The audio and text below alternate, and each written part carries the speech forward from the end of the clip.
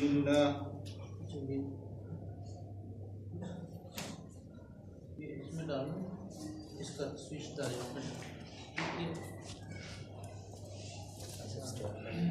اس کو اس میں ڈالوں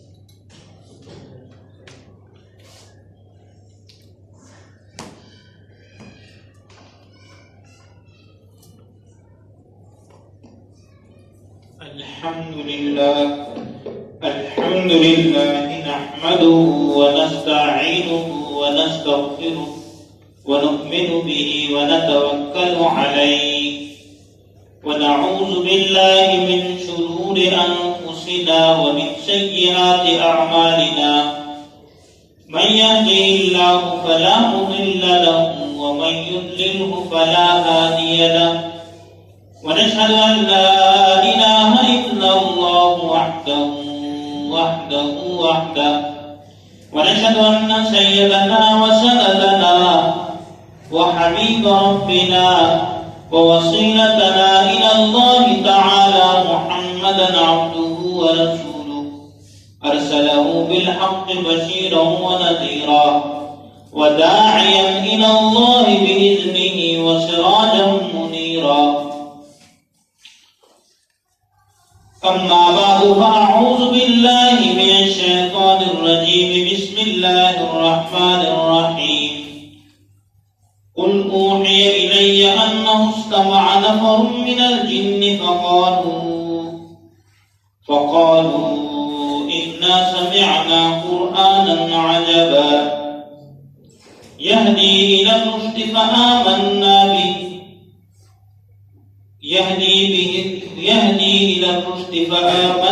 به ولن نشرك بربنا أحدا وأنه تعالى جد ربنا ما اتخذ صاحبة ولا ولدا آمنت بالله صدق الله مولانا العظيم وقال النبي صلى الله عليه وسلم يا أيها الناس إن الله تعالى يقول مروا بالمعروف وانهوا عن المنكر قبل أن تدعوا فلا أجيب لكم وتسألوني فلا أعطيكم وتستنصروني فلا أنصركم فما زاد عليهن حتى نزل أو كما قال عليه الصلاة والسلام إن الله وملائكته يصلون على النبي يا أيها الذين آمنوا صلوا عليه وسلموا تسليما درود پاک پڑھیں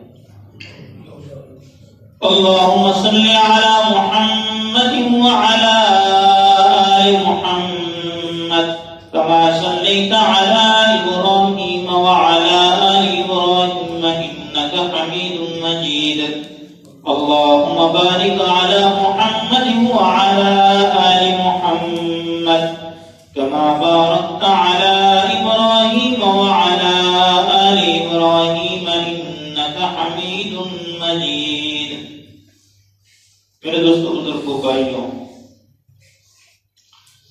اللہ جل شانہ ذات عالی میں ہم سب کو امام الانبیاء جناب محمد الرسول اللہ احمد مجتبی سرور کونین آقا نامدار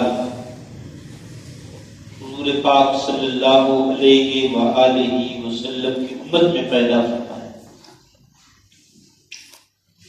پوری کائنات میں سب سے محبوب ہستی اللہ کے مقرب بندے جناب محمد الرسول اللہ صلی اللہ علیہ وآلہ وسلم۔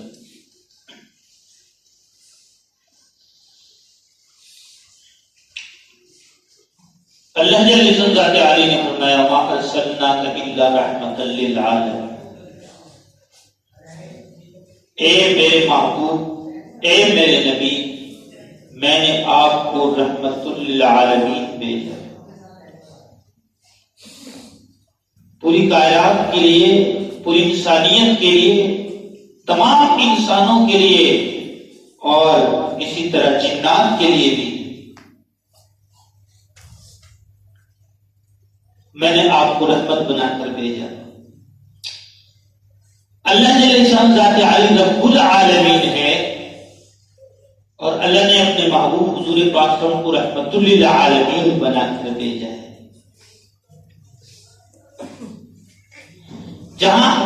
جہاں تک اللہ کی ربوبیت ہے وہاں تک اللہ نے اپنے محبوب کو رحمت بنا کر بھیجا ہے.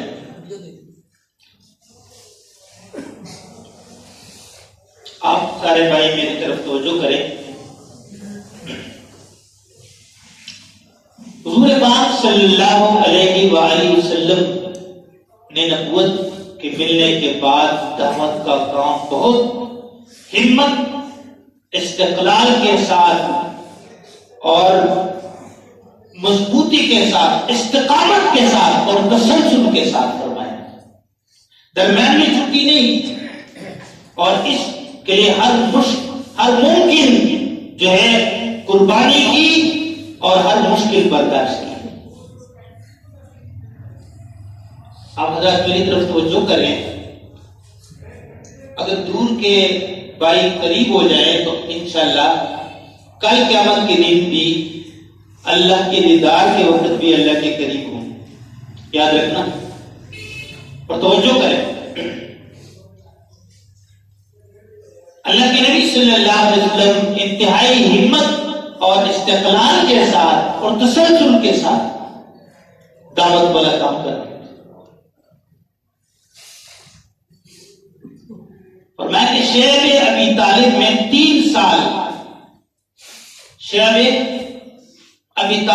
3 سال تک اللہ کے نبی صلی اللہ علیہ وسلم محبوس رہے صحابہ کرام کے ہمراہ، بنی ہاشم کے ہمراہ 3 سال محبوس رہے شعب ابی طالب.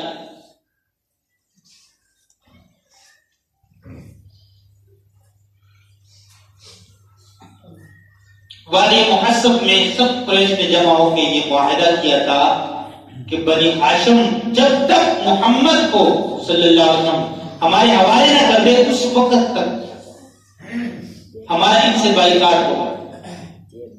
ہر قسم خرید و فروخت کا بھی، اٹھک بیٹھک کا بھی مکمل بائیکاٹ ہوگا.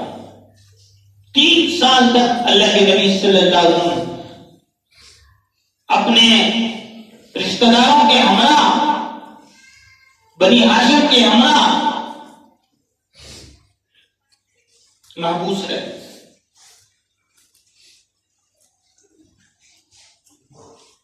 محرم کی چاند رات میں یہ مشورہ کیا اور ایک رکعہ لکھا، اس میں یہ ساری بات لکھی کہ سب کا بائیکاٹ. جس آدمی نے لکھا تھا بغیس اس کا نام تھا، اللہ کے نبی صلی اللہ علیہ وسلم نے ان کے لیے بدعا کی، اس کا ہاتھ شل ہو گیا. اپنے ہاتھ سے یہ رکا نامہ جو لکھا تھا. اس کے بعد نبی صلی اللہ علیہ وسلم اپنے رشتہ داروں کے ساتھ شعب ابی طالب میں محبوس رہے. اور ایسے اوقات آئے کہ عورتوں کی اور بچوں کی رونے کی آوازیں سنائی دی.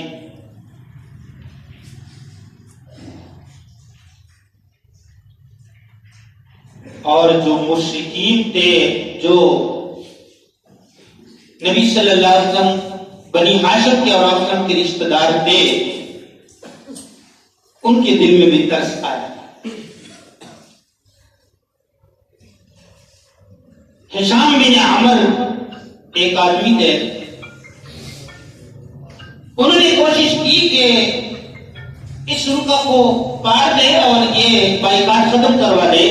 ایک سے ملتے گئے.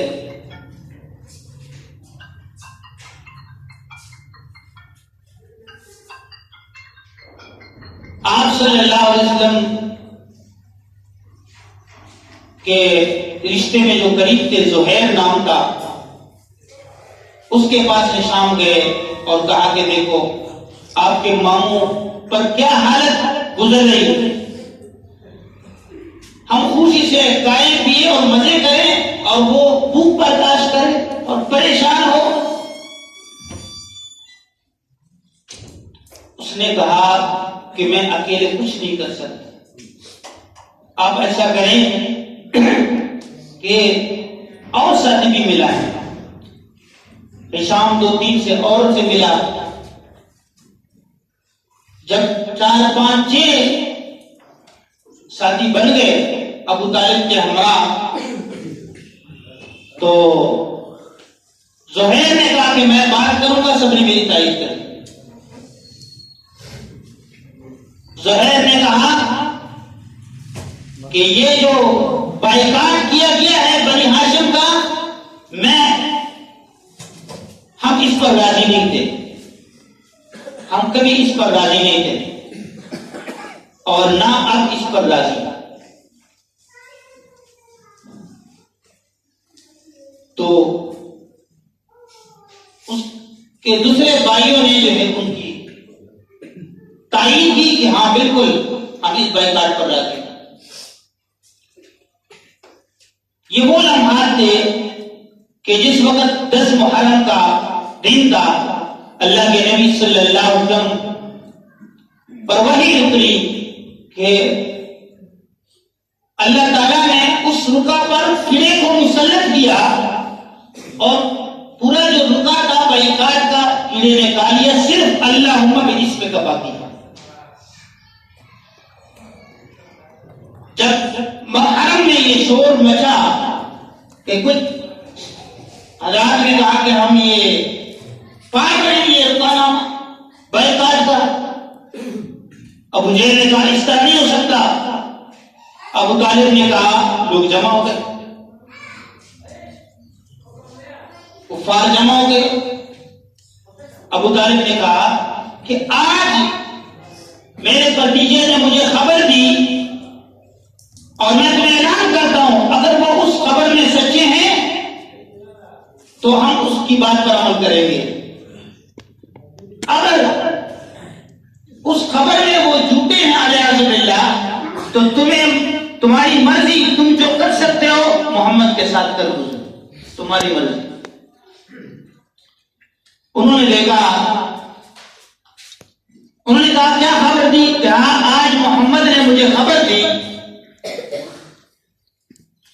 کہ اللہ تعالیٰ نے قلعے کو مسلط کیا اور وہ پورا رکا نامہ جو ہے بائیکاٹ کا وہ قلعے نے کھا لیا ہے، سوائے اللہم باسمک کا باقی۔ کسی نے وہ رکا نامہ دیکھا نہیں، تو کہا کہ سب کافروں نے کہا کہ آپ نے انصاف کی بات کی، اگر تیرے بھتیجے کی بات واقعی سچی ہے تو ہمیں چھوڑنا چاہیے، اگر آپ کے بھتیجے کی بات جھوٹی ہے العیاذ باللہ تو پھر آپ کا بھتیجا جھوٹا ہے، پھر ہمیں اختیار ہے ہم جو ان کے ساتھ کرنا چاہتے ہیں۔ جب انہوں نے دیکھا تو باقی ایسا ہوا تھا کہ اللہم باسمک کا باقی تھا، باقی سارا رکا نامہ ختم ہے۔ انہوں نے کہا کہ اب ثابت ہوا کہ میرا بھتیجا سچا ہے، اب تم ان کو جو ہے چھوڑ دو، بائیکاٹ ختم کر دو۔ وہ سارے راضی ہو گئے اور وہ بائیکاٹ ختم ہو۔ 3 سال جو ہے محبوس رہے نبی صلی اللہ علیہ وسلم، اور یہاں تک کہ صحابہ کرام چمڑے اور پتے کھانے پر مجبور ہو گئے۔ 3 سال تک اتنا ظلم ہوا اللہ کے نبی صلی اللہ علیہ وسلم ان کے ماننے والوں پر، اور بچوں کی چیخیں جو ہے سنائی دی بھوک کی وجہ سے۔ تو جب تک ابو طالب موجود تھے اس وقت تک قریش جو ہے، اور نبی صلی اللہ علیہ وسلم کی یہ بات بھی سچی ہو گئی تو قریش تھوڑے سے شرما گئے کہ ہمیں جو ہے اس کے بعد زیادہ آپ کو تنگ نہیں کرنا چاہیے، لیکن پھر بھی انہوں نے حضور پاک صلی اللہ علیہ وسلم کو یعنی چھوڑا نہیں، بلکہ پھر بھی انہوں نے آپ صلی اللہ علیہ وسلم کو تنگ کرنا شروع کیا۔ اب جب ابو طالب حیات تھے تو ان کو اس بات سے شرما رہے تھے، جیسے ابو طالب فوت ہو گئے تو اللہ کے نبی صلی اللہ علیہ وسلم طائف اس غرض سے گئے کہ وہاں کے سردار جو ہے طائف کے سردار اگر ساتھ دیں تو اسلام کو قوت ملے گی اسباب کے درجے میں. اب توجہ کریں، طائف کا واقعہ تو سارے بیان کرتے ہیں، لیکن اب یہ معلوم نہیں کہ کتنے دن اللہ کے نبی وہاں ٹھہرے اور کتنا فاصلہ ہے. 60 میل کا فاصلہ ہے مکہ مکرمہ سے. روایات میں آتا ہے کہ زید بن حارثہ کے ساتھ اللہ کے نبی صلی اللہ علیہ وسلم پیدل سفر، راستے میں جو قافلہ آتا اللہ کے نبی ان کو دعوت دیتے پیدل 60 میل کا. اور پھر اس کے بعد جب طائف پہنچے وہاں 10 دن قیام کیا اللہ کے نبی اور وہاں کے سرداروں سے بات کی. عبدیہ، لیل، مسعود اور حبیب جو 3 مشہور سردار ہیں ان سے اللہ کے نبی نے بات کی. ایک نے غصے سے کہا اگر آپ سچے نبی ہو تو میں کعبے کا جو ہے پردہ چاک کر دوں، پاڑ دوں اگر واقعی اللہ کے نبی ہو. غصے سے کہا، اس کا مطلب آپ اللہ کے نبی نہیں. یہ اور ایک نے کہا آپ کو اللہ کے علاوہ دوسرا ملتا نہیں تھا. تیسرے نے کہا میں آپ سے بات بھی نہیں کرنا چاہتا. اللہ کے نبی صلی اللہ علیہ وسلم نے ان سے فرمایا کہ اگر آپ ماننے کے لیے تیار نہ ہو بس اس بات کی اشاعت نہ کرو. اور پھر وہاں سے چلے گئے اور دوسرے سرداروں سے بات اللہ کے نبی ہر ایک سردار سے اللہ کے نبی صلی اللہ علیہ وسلم ملے.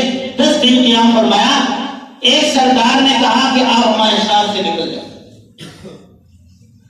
اور شریف بچوں کو پیچھے کیا کہ تالیاں بجائیں اور نبی صلی اللہ علیہ وسلم کو پتھروں سے مارا. انہوں نے ایسے ہی کیا. اللہ کے نبی صلی اللہ علیہ وسلم خون میں لہولہان ہو گئے اور حضور پاک کے نالین مبارک خون سے بھر گئے. اور فرماتے ہیں کہ اللہ کے نبی صلی اللہ علیہ وسلم ان کے جو ہے پتھروں کی مارنے کی وجہ سے اتنے زور سے وہ مار رہے تھے اور تالیاں بجا رہے تھے اور شور مچا رہے تھے. اللہ کے نبی صلی اللہ علیہ وسلم زخموں کے تاب نہ لا سکے اور بے ہوش ہو. زید بن حارثہ رضی اللہ تعالی عنہ حضور پاک کے ساتھ تھے. انہیں اللہ کے نبی صلی اللہ علیہ وسلم کو وہاں سے اٹھا کے وہاں سے دوسرے جو ہے دور 3 میل کے فاصلے پر ربیہ کا باغ تھا وہاں لے گئے. تو وہاں ربیہ کے 2 بیٹے عتبہ شیبہ موجود تھے. وہ نبی صلی اللہ علیہ وسلم کے قرابت اگرچہ مشرک تھے. اللہ کے نبی کو ایسے خون میں لہولہان دیکھ کر ان کو ترس آیا اور اپنا غلام بھیجا. اداس نامی غلام تھا عیسائی، ان کو بھیجا اور کہا اور انگور کا خوشہ کہ یہ محمد کو دو کہ ان کا کیا حال کر دیا ان ظالموں نے. اللہ کے نبی صلی اللہ علیہ وسلم جیسے ہوش میں آئے تو حضور پاک صلی اللہ علیہ وسلم اس سے پوچھا، غلام سے پوچھا، ہاں جیسے انگور اللہ کے نبی صلی اللہ علیہ وسلم نے کہنے لگے تو کہا بسم اللہ الرحمن، اللہ کا نام لے کر. اس اداس غلام نے کہا کہ اس علاقے میں نے یہ بات یہ جو ہے صرف آپ سے یہ بات سنی ہے بسم اللہ الرحمن الرحیم، اللہ کا نام. تو آپ کون ہیں؟ اللہ کے نبی صلی اللہ علیہ وسلم نے فرمایا آپ کس علاقے؟ تو انہوں نے کہا میں نینوا کا رہنے والا ہوں. فرمایا وہاں میرے بھائی یونس علیہ السلام گزرے. تو کہا کہ آپ یونس علیہ السلام کو کیسے جانتے ہیں؟ حضور نے فرمایا وہ میرے بھائی تھے، وہ اللہ کے نبی تھے، میں بھی اللہ کا نبی. تو جیسے انہوں نے یہ بات کی تو انہوں نے آپ صلی اللہ علیہ وسلم کے قدم اور ہاتھ چومے. وہ عتبہ شیبہ دیکھ رہے تھے. انہیں کہا دیکھو ہمارے غلام پہ انہوں نے جادو کیا. ہمارے غلام کو کیسے باتوں میں جو ہے ورگلایا.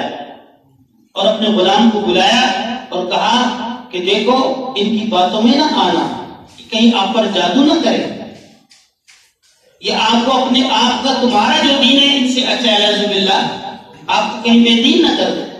اس کے بعد اللہ کے نبی صلی اللہ علیہ وسلم ٹہرے نہیں اور چلتے چلتے فرماتے ہیں کہ قرن المنازل وہاں پہنچے۔ عائشہ صدیقہ رضی اللہ عنہا جب انہوں نے پوچھا مدینہ منورہ میں اے اللہ کے رسول سب سے زیادہ تکلیفیں آپ کو کن لوگوں نے پہنچائی؟ فرمایا عائشہ طائف کے دن جو آپ کی قوم نے مجھے جتنی تکلیفیں پہنچائی وہ کبھی مجھے نہیں بھولی۔ فرمایا کہ جب میں قرن المنازل کی جگہ پہ گیا اور میں نے اوپر دیکھا تو سفید بادل دیکھا، میرے اوپر سایہ گن تھا اور اس میں جبریل امین تشریف لائے۔ فرمایا کہ اے اللہ کے رسول، اللہ تعالی فرماتے ہیں السلام پیش کرتے ہیں اور فرماتے ہیں کہ آپ کے ساتھ ان ظالموں نے جو کچھ کیا ہم نے دیکھا اور یہ پہاڑوں کا فرشتہ ہے، آپ صرف اشارہ فرمائیں دو پہاڑوں کے درمیان طائف ہے کہ بستی، ہم اس کو جو ہے کچل دے کے ختم کر۔ اللہ کے نبی صلی اللہ علیہ وسلم نے فرمایا اللہ نے مجھے رحمت بنا کر دیا، اللہ نے مجھے رحمت بنا کر بھیجا ہے، میں کبھی بد دعا نہیں کروں گا، مجھے اللہ سے امید ہے ان کے اولاد میں اللہ ایسے لوگ پیدا کریں گے جو اللہ کے ساتھ کسی چیز کو شریک نہیں ٹھہرائیں، توحید پرست ہوں گے، اللہ والے ہوں گے، مجھے اللہ سے امید، میں اللہ سے دعا کرتا۔ اور فرماتے ہیں دعائیں مستضعفین اللہ کے نبی صلی اللہ علیہ وسلم نے پڑھی، جس وقت زید بن حارثہ نے ان کو جو ہے باغ میں پہنچایا اس وقت اللہ کے نبی نے دعا پڑھی، دعائیں مستضعفین الہی، اللہ کے نبی نے دعا پڑھی، فرمایا دعا مانگی یا اللہ انی اشکو الیک ضعف قوتی وقلت حیلتی وہوانی علی الناس یا ارحم الراحمین یا رب المستضعفین الی من تکلنی الی عبد یتجہمنی او ملکتہ امری ان لم تكن علی ساخطا فلا ابالی اسألک بنورک وجهك الذي صالح له امر الدنيا والاخره ان تحل علي سخط۔ یہ دعا مانگی یا اللہ آپ کمزوروں کا رب ہے، آپ ارحم الراحمین ہے، یا اللہ آپ رب المستضعفین ہیں، آپ مجھے کن لوگوں کی طرف کن لوگوں کے حوالے کرتے ہیں، ان لوگوں کے طرف ان لوگوں کے ہاتھ میں کہ جو مجھے دیکھ کر دشرو ہوتے ہیں۔ اور اللہ کے نبی صلی اللہ علیہ وسلم نے یہاں بڑی جو ہے الہام کے ساتھ سائے کے ساتھ عاجزی کے ساتھ اللہ سے دعا مانگا، اور پھر اللہ جل ذات عالی نے جبریل امین کو فرمایا یا اللہ میں آپ کے چہرے کے اس نور کے طفیل میں آپ سے سوال کرتا ہوں جس نے عرش کے ارکان کو منور کیا اور جس سے ساری دنیا کی بگڑیاں جو ہے ٹھیک ہو گئی، صلح لہو امر الدنیا والآخرہ، یا اللہ اس بات سے پناہ مانگتا ہوں کہ آپ کی ناراضگی میرے اوپر نہ دے۔ تو یہ دعائیں مانگی اور اس کے بعد اللہ کے نبی صلی اللہ علیہ وسلم آگے بڑھے اور دوسرے قبیلوں کو بھی دعوت دی، اور وادی نخلا کے پاس اللہ کے نبی صلی اللہ علیہ وسلم آئے اور وہاں پر جنات کو دعوت دی، جنات کو اللہ کے نبی صلی اللہ علیہ وسلم نے دعوت دی۔ اور جہاں پہ دو جگہ قرآن پاک میں اس کا ذکر ہے، سورۃ الجن میں بھی اللہ فرماتے ہیں قل اوحی الی انہ استمع نفر من الجن وقالوا انا سمعنا قرآنا عجبا۔ آپ فرما دیجئے اوحی الی کہ میری طرف یہ وحی کی گئی انہ استمع نفر من الجن کہ سنا ایک جماعت جنات میں سے قرآن پاک کو، وقالوا انا سمعنا قرآنا عجبا، کہا ہم نے عجیب و غریب قرآن کو سنا، یہدی الی الرشد فآمنا بہ لوگ کو رشد و ہدایت کی طرف دعوت دے رہا ہے، ہم اس پر ایمان لائے وَلَن نُشْرِكَ بِرَبِّنَا أَحَدًا، اور ہم اپنے رب کے ساتھ کسی چیز کو کسی کو شریک نہیں دے رہے. یہ سورۃ الجن میں بھی ذکر ہے اور سورۃ احقاف میں بھی ذکر ہے، جس میں جنات نے حضور پاک صلی اللہ علیہ وسلم کی دعوت قبول کی اور اس کے بعد پھر اپنے قوم کے پاس گئے اور کہا یا قومنا انا سمعنا کتابا انزل من بعد موسیٰ مصدقا لما بین یدیہ یہدی الی الحق والی طریق مستقیم. اے ہماری قوم، ہم نے ایسی کتاب کو سنا جو موسیٰ علیہ السلام کے بعد نازل ہوئی، امام الانبیاء جناب محمد رسول اللہ، اور لوگوں کو حق کی طرف رشد و ہدایت کی طرف رستہ دکھلانے والی کتاب ہے. یا قومنا اجیبوا داعی اللہ، اے ہماری قوم اللہ کے داعی محمد رسول اللہ کی دعوت قبول کرو. وآمنوا بھی اس پر ایمان لاؤ. یغفر لکم من ذنوبکم، اللہ تعالیٰ تمہارے سارے گناہ معاف فرما دیں گے. ویجرکم من عذاب علیم، اور دردناک عذاب سے اللہ تعالیٰ تمہیں نجات عطا. اللہ کے نبی صلی اللہ علیہ وسلم ٹھہرے نہیں، اس کے بعد بھی دعوت دی. اللہ کے نبی صلی اللہ علیہ وسلم نے دعوت کا کام بہت قربانی کے ساتھ کیا اور ہر مشکل برداشت کی. رستے میں بے ہوش بھی ہو گئے اور خون سے خون آلود لہو لہان، لیکن پھر بھی اللہ کے نبی صلی اللہ علیہ وسلم نے جہاں جہاں پہ قافلہ آ رہے، لوگ مل رہے ہیں، اللہ کے ان کو دعوت دیتے رہے، دعوت دیتے رہے. اللہ فرماتے ہیں ان کان مکرہم لتزول منہ الجبال، کافروں نے ہر تدبیر کی لیکن میرے محمد، میرے محبوب محمد رسول اللہ ہمت کے پہاڑ تھے، انہوں نے ایک لمحہ بھی دعوت کا کام نہیں چھوڑا. وما کان مکرہم ان کان مکرہم لتزول منہ الجبال، اور حضور پاک صلی اللہ علیہ وسلم ہمت کے پہاڑ تھے، وہ اس پہاڑ کو ہلا نہ سکے. ہمت و استقلال کے حد اللہ کے نبی نے دعوت کی. اب نبی صلی اللہ علیہ وسلم کی آپ زندگی مطالعہ کریں گے، آپ اس نتیجے پر پہنچیں گے کہ ہم کس جو ہے اس فہمی میں مبتلا ہیں کہ اللہ کے نبی صلی اللہ علیہ وسلم نے آخری لمحات تک دعوت کا کام کیا اور امت کے لیے دعائیں کی اور امت کے لیے اللہ کے نبی صلی اللہ علیہ وسلم روئے اور امت کو جو ہے پوری انسانیت کی فکر کی. اور ہجرت الوداع میں اللہ کے نبی صلی اللہ علیہ وسلم نے صحابہ کرام کی تشکیل فرمائی. فرمایا اے صحابہ، جو اللہ نے مجھے امانت عطا فرمائی، جو اللہ نے مجھے امانت عطا، میری طرف سے کہ آخری بات کرنے لگا ہوں. یہ 10 منٹ سے آپ اوپر دیکھ رہے ہیں، اللہ مجھے بھی معاف کرے، سب کو معاف کرے. تو آخری بات، اللہ کے نبی صلی اللہ علیہ وسلم نے فرمایا کہ جو دین امانت اللہ نے مجھے عطا فرمایا، کیا میں نے اے صحابہ تم تک پہنچایا؟ صحابہ کرام نے فرمایا بلغت الامانہ، آئے اللہ کے رسول وہ امانت آپ نے مکمل پہنچایا.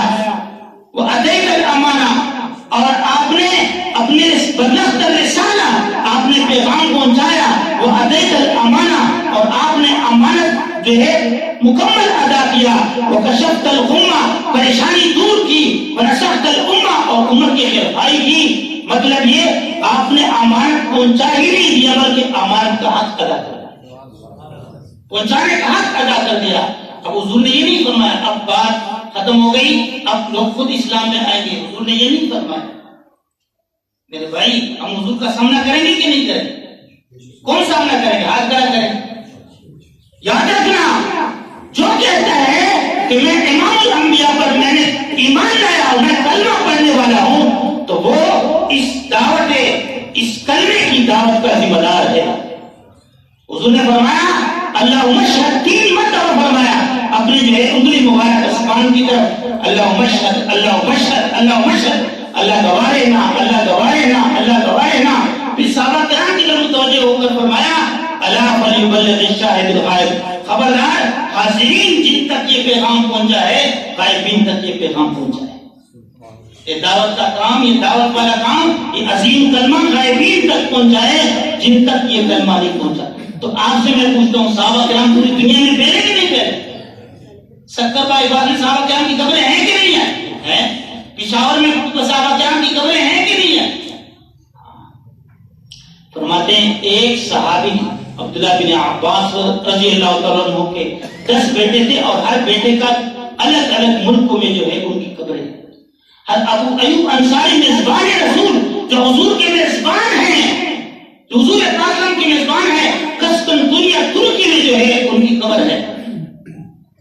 اور حضور پاک صلی اللہ علیہ وسلم کے خادم حضرت بلال حبشی رضی اللہ تعالیٰ عنہ جب آزان دیتے تو صحابہ رونے لگتے، حضور کا زمانہ یاد آتا. جب بیت المقدس فتح ہوا تو عمر فاروق نے فرمایا بلال آزان دو. فرمایا کہ امیر المومنین میں نے حضور کے بعد اللہ سے وعدہ کیا، میں نے اپنے یہ جو ہے مضبوط ارادہ کیا تھا کہ میں کبھی آزان نہیں دوں گا. مجھے حضور کی یاد آئی. امیر المومنین آپ کے کہنے پر میں آزان دیتا ہوں. بیت المقدس میں حضرت بلال حبشی رضی اللہ عنہ جب آزان شروع کی تو سارے صحابہ زار قطار رونے لگے.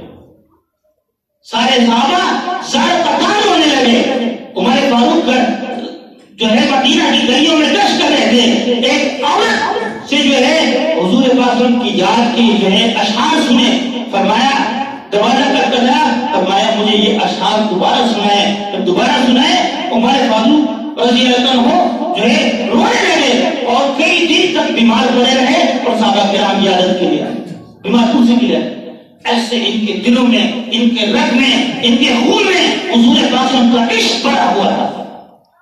کیا خیال ہے صحابہ کرام جو عاشق رسول تھے، بلال حبشی، حضور نے فرمایا کہ میرے قدموں سے قیامت کے دن بلال حبشی اٹھیں گے. حضور پاک کی آپ صلی اللہ علیہ وسلم کے جو اونٹنی ہے اسوا اونٹنی، یہ جنت سے پروں سے اڑ کر آئے گی. اللہ کے نبی اس پر قیامت کے دن تشریف فرما ہو جائیں گے، بیٹھ جائیں گے اور اس کی رسی بلال حبشی رضی اللہ عنہ پکڑیں گے اور سب سے پہلے بلال حبشی رضی اللہ جنت میں داخل ہوگا. وہ بلال حبشی ان کی قبر کہاں ہے بتائیں؟ دمشق میں ان کی قبر ہے میرے بھائی.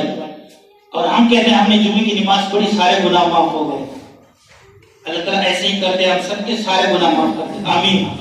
لیکن کیا قیامت کے دن جب حضور پاک کا سامنا کریں گے تو ہم کہیں گے، کیا کہیں گے، کس منہ سے سامنا کریں گے؟ اے اللہ کے محبوب، ہم نے آپ کا پیغام دنیا تک پہنچایا تھا، ہم نے فکر کیا تھا.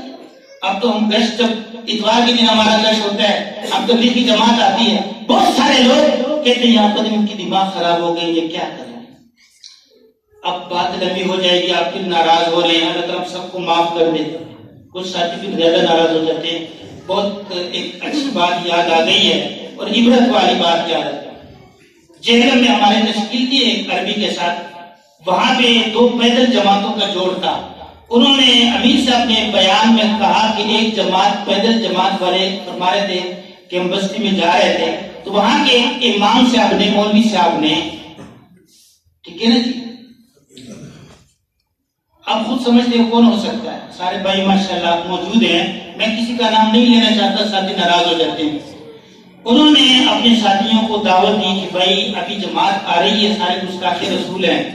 یہ جماعت والے سارے جو عشق رسول میں بڑے حضور پاک صلی اللہ علیہ وسلم کی امانت کو پوری دنیا تک پہنچانے والے، پیدل پیدل حضور کے طائف والے، سنت پر عمل کرنے والے ہیں، وہ گستاخ رسول ہو گئے. تمہیں شرم نہیں آتی؟ فرمایا وہ حضرت امیر صاحب نے فرمایا کہ وہ کارگزاری سنائی کہ بستی والے امام نے کہا کہ بھائی تم ایسا کرو، سب ساتھیوں کے جو ہے ہاتھوں میں پتھر ہونے چاہیے اور عورتوں کو بھی اور بچوں کو بھی ساتھ میں ڈالیں. جو ان کو پتھر مارے گا، ایک پتھر مارنے میں 10 نیکیاں ملے گا. تو کہے کہ سارے بستی والے باہر جمع ہیں، عورتیں بھی اور گود میں بچی بھی ہیں، اجے ان کے ہاتھوں میں پتھر ہیں، جماعت والے پہلے سے دیکھ رہے ہیں، وہ خوش ہو رہے ہیں، یہ ہمارا استقبال کر رہے ہیں، یہ ہمارا استقبال کر رہے ہیں. تو جب قریب آئے تو انہوں نے پتھروں سے مارنا شروع کر دیا جیسے شیطانوں کو مارا جاتا ہے. حاجی حضرت شیطانوں سے مارتے ہیں، شیطانوں کو مارتے کہ نہیں مارتے؟ ان کے سارے گناہ معاف ہو جاتے ہیں. بڑے ہر کنکری پہ کبیرہ کبیرہ گناہ معاف ہوتا ہے. تو مولوی صاحب نے بھی یہ بتایا ہوگا. تو وہ جو ہے وہ مارنے لگے. انہوں نے پوچھا بھائی کیا کرتے ہو؟ کیا ہمیں اپنے مولوی نے کہا ہے کہ تم پتھر مارو گے تمہارے بڑے بڑے گناہ معاف ہوں گے، ایک پتھر پہ 10 نیکیاں. یہ ہماری حالت ہے. میں ایک بات آپ سے کرتا ہوں، آخری کہ اگر امام الانبیاء جناب محمد رسول اللہ صلی اللہ علیہ وآلہ وسلم تمام مسلمانوں سارے اس سے محبت کرتے ہیں کہ نہیں کرتے؟ اگر امام الانبیاء آپ کے اس محلے میں آ جائے تو غور سے دیکھیں، اور ہم بات کرنے لگا ہوں، امام الانبیاء ہمارے اس محلے میں آ جائیں تو کیا کہیں گے کہ صرف دیوبندی آ جائیں؟ کیا کہیں گے صرف اہل حدیث بھائی آ جائیں؟ کیا کہیں گے صرف جو ہے بریلی بھائی آ جائیں؟ یا پوری امت کو جمع کریں گے؟ آپ سے میں پوچھ رہا ہوں کہ اللہ نے حضور کو پوری انسانیت کے لیے بھیجا کہ نہیں بھیجا؟ حضور نے جس جماعت کو اپنی زندگی محنت کے ساتھ مجموعہ بنایا، ان صحابہ پر تورات میں انجیل میں ان کی پاکی کی کا ذکر ہے، ان کو قدسی کہا گیا ہے، یہ پاک لوگ ہوں گے جو فاران کی چوٹیوں سے مکہ مکرمہ میں فاتحانہ اتریں گے۔ ان کو ہم کہتے ہیں مارے بھی ہو سکتے۔ اس دن آپ نے بات سنی، وہ ایک ساتھی مجھ سے کہہ رہے تھے کہ مولوی صاحب پنجتن پاک کی بات نہیں کرتے۔ میرے بھائی بات غور سے سنیں، ہمارا خدا کی قسم میرا ایمان ہے کہ سارے صحابہ پاک ہیں۔ ہاتھ کر کریں، سارے صحابہ پاک ہیں، صرف پنجتن نہیں، پورے صحابہ پاک ہیں۔ ان کی پاکی کا پہلی کتابوں میں گواہی ہے، یاد رکھنا۔ صحابہ میں کوئی معنی نہیں ہے، یہ کفریہ بات ہے، صحابہ میں کوئی معنی نہیں ہے، سارے صحابہ پاک ہیں۔ شان سب کی نرالی ہے، شان سب کی نرالی ہے، ہر صحابی الگ مقام والا ہے، اور مقام کس نے دیا؟ اللہ نے دیا، امام الانبیاء کی برکت سے عطا فرمایا۔ یاد رکھنا، اس لیے خدا کے لیے اپنا عقیدہ ٹھیک کرو اور جمع ہو جاؤ، ایک کلمے اور ایک قرآن اور ایک دین پہ جمع ہو جاؤ۔ اللہ تعالیٰ مجھے بھی سب کی توفیق نصیب فرمائے۔ یہ بات ضروری تھی، اللہ تعالیٰ نے مجھ سے کہلوائی۔ اللہ تعالیٰ سب کو عمل کرنے کی توفیق نصیب فرمائے۔ سورۃ بڑی جزاک اللہ۔